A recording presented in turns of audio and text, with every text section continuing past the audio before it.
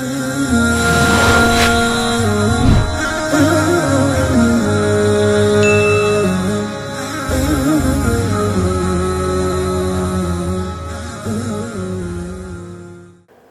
علیکم ورحمۃ اللہ وبرکاتہ۔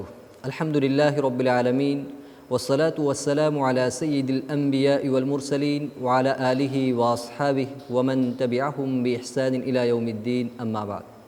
محترم و مکرم مشاہدین کرام، اس سے پہلے ہم نے اللہ تبارک و تعالیٰ کے فرمان افلا یتدبرون القرآن کے متعلق سنا تھا کہ اللہ تبارک و تعالیٰ نے اپنے قرآن کی آیتوں میں تدبر کرنے کے متعلق فرمایا ہے۔ انشاءاللہ آج ہم سنیں گے کہ قرآن کی آیتوں میں ہمیں تدبر کیسے کرنا ہے اور ہم کیسے کر سکتے ہیں۔ چنانچہ اس کے لیے سب سے پہلے ہمارے لیے یہ جاننا ضروری ہے کہ اللہ تبارک و تعالیٰ نے اس کتاب کو نبی کریم صلی اللہ علیہ وسلم کے دل کے اوپر نازل کیا، لہٰذا ہمارے دل میں اس کی عظمت ہونا سب سے پہلے ضروری ہے کہ یہ کلام کس کا ہے، کون لے کر آیا، کس کے اوپر نازل کیا گیا۔ اس لیے کہ اللہ تبارک و تعالیٰ خود قرآن میں بیان فرماتے ہیں، اعوذ باللہ من الشیطان الرجیم، قل من كان عدوا لجبريل فإنه نزله على قلبك۔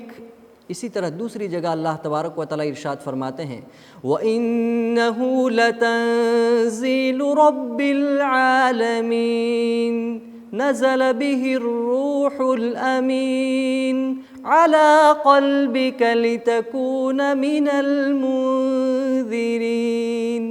اللہ تبارک و تعالیٰ نے صاف بیان فرما دیا کہ اے محمد، ہم نے اس کلام کو، اس قرآن کو آپ کے دل پر نازل کیا۔ اللہ نے یہ نہیں کہا کہ آپ کے دماغ پر، آپ کے کان پر، آپ کی زبان پر، بلکہ اللہ تبارک و تعالیٰ نے دل کا کہا۔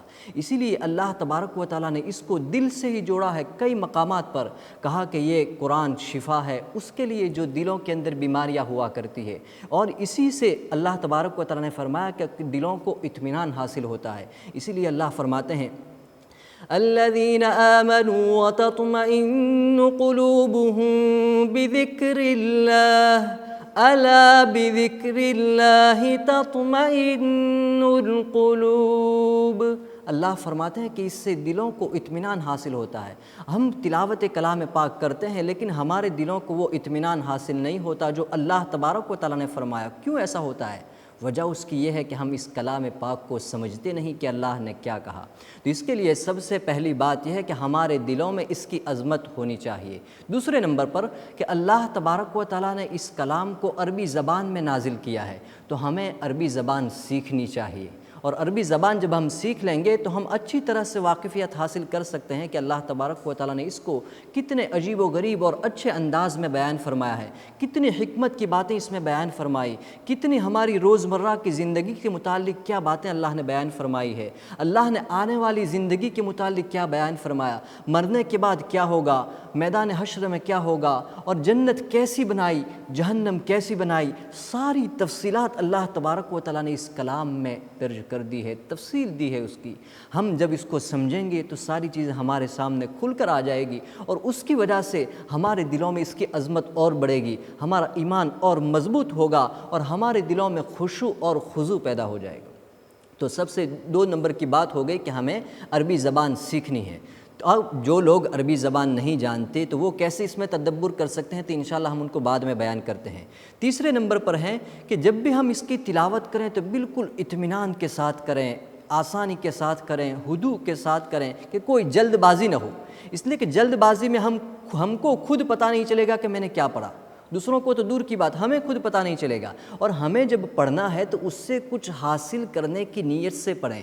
جیسا کہ ہمارا کوئی مسئلہ ہو گیا ہو یا کوئی ایشو ہو تو ہم اس کے متعلق لائبریری میں جا کر کے کوئی کتاب دیکھتے ہیں اور اس کے اندر سے وہ مسئلہ تلاش کرتے ہیں کہ میری یہ ضرورت ہے اور میرے متعلق یہ بات ہے، تو ہم اس کو کھول کر کے اس کو پڑھتے ہیں، اور ہمارے اندر ایک طلب ہوتی ہے کہ مجھے یہ چیز معلوم کرنا ہے۔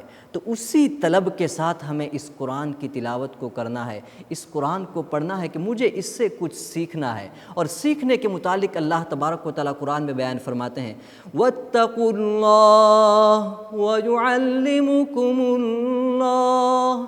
اللہ فرماتے ہیں کہ تم تقوی اختیار کرو تو اللہ تبارک و تعالیٰ تم کو سکھائے گا۔ تقویٰ کیا ہے؟ تقوی کا خلاصہ یہی ہے کہ اللہ تبارک و تعالیٰ نے جو کام کرنے سے ہم کو کہا ہے کہ یہ کام کرو، وہ کام ہم کریں، جن کاموں سے منع فرمایا ہم ان کاموں سے رک جائیں۔ اس لیے کہ جو بیسک اور ابتدائی چیزیں ہیں ہم میں سے ہر ایک جانتا ہے کہ کیا حلال ہے، کیا حرام ہے، کیا جائز ہے، کیا ناجائز ہے، اسی پر اچھے سے عمل کرنا، اسی کا نام تقویٰ ہے۔ پھر اللہ نے تقوی کے مراتب رکھے ہیں اور اس کے اوپر اور بہت سارے مراتب اللہ تبارک و تعالیٰ نے رکھے ہیں۔ اس کے ساتھ ساتھ ایک اور چیز تھی کہ جب بھی ہم قرآن کی تلاوت کریں تو ہم اس استحضار کے ساتھ اور اس نیت کے ساتھ ہم تلاوت کریں کہ گویا کہ اللہ تبارک و تعالیٰ مجھ سے مخاطب ہیں، کہ اللہ تبارک و تعالیٰ مجھ سے کہہ رہے ہیں کہ تم یہ کرو، تم یہ کرو۔ اور اللہ تبارک و تعالیٰ نے اسی طرح سے قرآن میں بیان فرمایا کہ یا ایھا الذین آمنوا، یا ایھا الذین آمنوا، بہت ہی پیارے اور اچھے انداز میں اللہ تبارک و تعالیٰ نے ہم کو سمجھایا کہ تم ایسا کرو، ایسا کرو اور اس سے بچو، اس کے قریب بھی مت جاؤ اور یہ تم ہرگز مت کرنا۔ تو جب ہم قرآن پڑھیں گے تو ہمیں وہ باتیں سمجھ میں آئے گی کہ کیا کرنا ہے، کیا نہیں کرنا ہے۔ تو چوتھے نمبر پر یہ بات ہو گئی۔ اور دوسری بات یہ ہے کہ اللہ تبارک و تعالیٰ نے اس میں بہت ساری صفات بیان کر دی، مومنی کی بھی صفات بیان کی، متقیوں کی صفات بیان کی، منافقین کی صفات بیان کی، کافروں کی صفات بیان کی۔ تو ہمیں اپنے آپ کو اس کے اوپر پیش کرنا چاہیے کہ یہ مومنوں کی صفات ہیں، یہ متقیوں کی صفات ہے، یہ منافقین کی صفات ہے، تو میں ان صفاتوں میں سے کون سی صفتوں میں اترتا ہوں، کون سی صفتیں میرے اندر ہیں، تو اسی سے ہم اندازہ لگا سکتے ہیں۔ اللہ نے ایک معیار ہمیں دے دیا ہے کہ ان معیار کے اوپر ہم اپنے آپ کو خود پرکھ سکتے ہیں، اپنا خود امتحان لے سکتے ہیں، اپنا رزلٹ خود معلوم کر سکتے ہیں کہ میں کون ہوں، کیا ہوں، میں متقی ہوں، میں مومن ہوں، میں منافق ہوں، کیا ہوں، میرے اندر نفاق ہے تو کتنا نفاق ہے۔ تو یہ ان چیزوں کو بھی ہمیں ساتھ میں رکھنا ہے۔ تیسری بات یہ، اور ایک بات مزید یہ ہے کہ جب بھی ہم قرآن کو پڑھیں تو اس کی آیتوں میں تأمل کریں کہ اللہ تبارک و تعالیٰ نے کیا بیان فرمایا، کیا کہنا چاہ رہے ہیں۔ اس لیے کہ بسا اوقات ایک لفظ ہوتا ہے، اس کے کئی معنی ہوتے ہیں، اور یہاں پر کون سا معنی مراد ہے، اس کے لیے ہمیں تفسیر کی طرف رجوع کرنا ہوگا کہ علماء کرام اس کے متعلق کیا بیان فرماتے ہیں، یہ آیت کب نازل ہوئی، کس موقع پر نازل ہوئی، اور اس کا کیا شان نزول ہے۔ تو یہ ساری باتیں جب ہم جان لیں گے، ان باتوں کے سامنے رکھ کر ہم جب اس کی تلاوت کریں گے، تدبر کریں گے، تو ہمارے سامنے قرآن کی باتیں کھلتی جائے گی، قرآن ہمارے لیے ہدایت بن جائے گا۔ قرآن میں جو اللہ تبارک و تعالیٰ نے فرمایا کہ یہ نور ہے، روشنی ہے، تو وہ ساری چیزیں ہمیں پھر اپنے دل میں محسوس ہوگی، اور اسی سے ہمیں ایمان کی لذت، قرآن کی تلاوت کی لذت محسوس ہوگی۔